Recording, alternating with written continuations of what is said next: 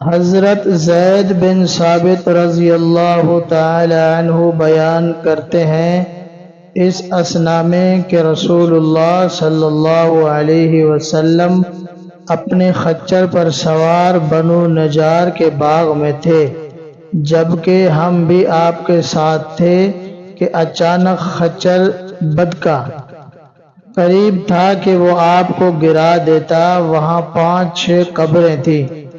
آپ صلی اللہ علیہ وسلم نے فرمایا، ان قبر والوں کو کون جانتا ہے؟ ایک آدمی نے عرض کیا، میں۔ آپ صلی اللہ علیہ وسلم نے فرمایا، وہ کب فوت ہوئے تھے؟ اس نے کہا، حالت شرک میں۔ آپ صلی اللہ علیہ وسلم نے فرمایا، بے شک اس امت کے لوگوں کا ان کی قبروں میں امتحان لیا جائے گا۔ اگر ایسے نہ ہوتا کہ تم دفن کرنا چھوڑ دو گے تو میں اللہ سے دعا کرتا کہ وہ عذاب قبر تمہیں سنا دے جو میں سن رہا ہوں۔ پھر آپ صلی اللہ علیہ وسلم نے اپنا رخ انور ہماری طرف کرتے ہوئے فرمایا، جہنم کے عذاب سے اللہ کی پناہ طلب کرو۔ انہوں نے عرض کیا، ہم عذاب جہنم سے اللہ کی پناہ طلب کرتے ہیں۔ آپ صلی اللہ علیہ وسلم نے فرمایا، عذاب قبر سے اللہ کی پناہ طلب کرو۔ انہوں نے کہا، ہم عذاب قبر سے اللہ کی پناہ طلب کرتے ہیں۔ آپ صلی اللہ علیہ وسلم نے فرمایا، ظاہری و باطنی فتنوں سے اللہ کی پناہ طلب کرو۔ انہوں نے کہا، ہم ظاہری و باطنی فتنوں سے اللہ کی پناہ چاہتے ہیں۔ آپ صلی اللہ علیہ وسلم نے فرمایا، دجال کے فتنہ سے اللہ کی پناہ طلب کرو۔ انہوں نے کہا، ہم دجال کے فتنے سے اللہ کی پناہ چاہتے ہیں۔ مشکوٰۃ المصابیح حدیث نمبر 129۔ حضرت ابو ہریرہ رضی اللہ تعالی عنہ بیان کرتے ہیں، رسول اللہ صلی اللہ علیہ وسلم نے فرمایا، جب میت کو قبر میں دفن کر دیا جاتا ہے تو سیاہ فام نیلی آنکھوں والے 2 فرشتے اس کے پاس آتے ہیں۔ ان میں سے ایک کو منکر اور دوسرے کو نکیر کہتے ہیں۔ بس وہ کہتے ہیں، تم اس شخص کے بارے میں کیا کہا کرتے تھے؟ تو وہ کہتا ہے، وہ اللہ کے بندے اور اس کے رسول ہیں۔ میں گواہی دیتا ہوں کہ اللہ کے سوا کوئی معبود برحق نہیں، اور یہ کہ محمد صلی اللہ علیہ وسلم اس کے بندے اور اس کے رسول ہیں۔ وہ دونوں فرشتے کہتے ہیں، ہمیں پتہ تھا کہ تم یہی کہو گے۔ پھر اس کی قبر کو طول و عرض میں 70 ہاتھ کشادہ کر دیا جاتا ہے۔ پھر اس کے لیے اس میں روشنی کر دی جاتی ہے۔ پھر اسے کہا جاتا ہے، سو جاؤ۔ وہ کہتا ہے، میں اپنے گھر والوں کے پاس واپس جانا چاہتا ہوں تاکہ انہیں بتا آؤں۔ لیکن وہ کہتے ہیں، دلہن کی طرح سو جا، جسے اس کے گھر کا عزیز ترین فرد ہی بیدار کرتا ہے، حتیٰ کہ اللہ اسے اس کے خوابگاہ سے بیدار کرے گا۔ اور اگر وہ منافق ہوا تو وہ کہے گا، میں نے لوگوں کو ایک بات کرتے ہوئے سنا تو میں نے بھی ویسے ہی کہہ دیا۔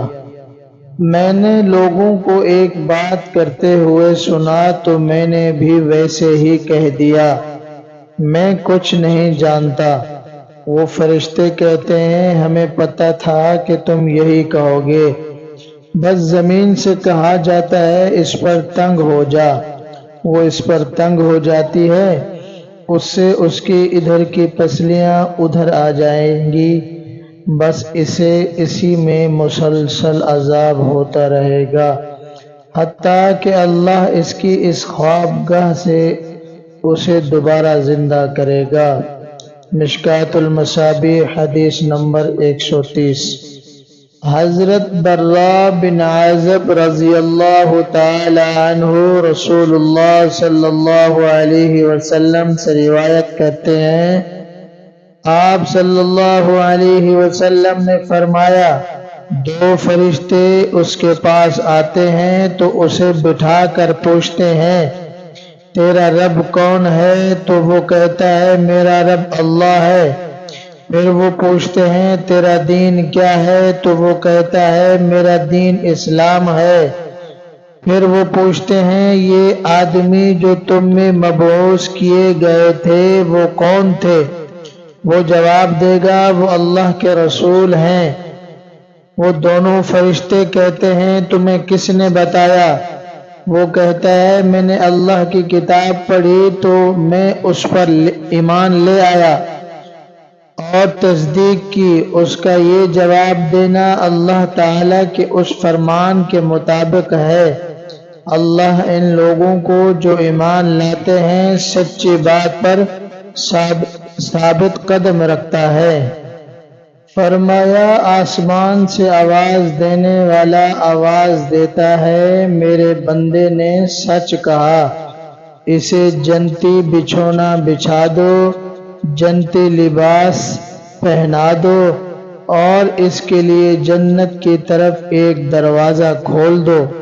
وہ کھول دیا جاتا ہے، وہاں سے معطر باد نسیم اس کے پاس آتی ہے اور اس کی حد نگاہ تک اس کی قبر کشادہ کر دی جاتی ہے۔ پھر آپ صلی اللہ علیہ وسلم نے کافر کی موت کا ذکر کرتے ہوئے فرمایا، اس کی روح کو اس کے جسم میں لوٹایا جاتا ہے، دو فرشتے اس کے پاس آتے ہیں تو وہ اسے بٹھا کر پوچھتے ہیں، تیرا رب کون ہے؟ وہ کہتا ہے، ہائے ہائے میں نہیں جانتا۔